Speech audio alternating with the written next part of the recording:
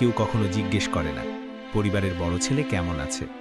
সবাই শুধু ধরে নেয় সে শক্ত, সে পারবে, সে সামলে নেবে।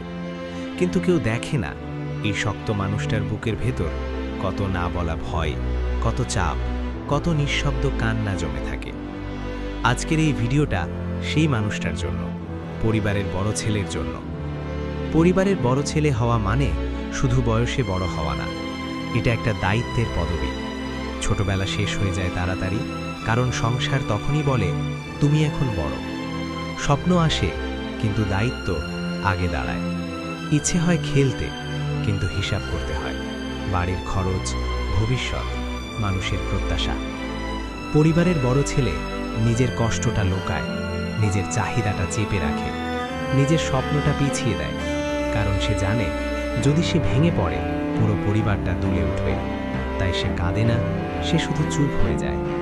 রাতে সিলিংয়ের দিকে তাকিয়ে থাকে আর ভাবে, আমি যদি না পারি তাহলে কি হবে। মা ভাবে ও তো শক্ত, বাবা ভাবে ও তো দায়িত্ব নিতে পারবে, ভাই বোন ভাবে ভাই আছে, সমস্যা নেই।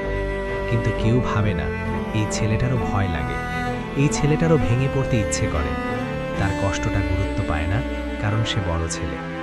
পরিবারের বড় ছেলে প্রেমে পড়লেও হিসাব করে, কারণ সে জানে ভালোবাসার আগে দায়িত্ব আছে।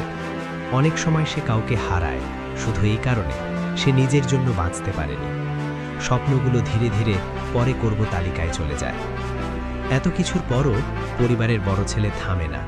সে সকালে উঠে আবার লড়ে, সে আবার হাসে, সে আবার শক্ত হয়, কারণ তার পিছনে দাঁড়িয়ে থাকে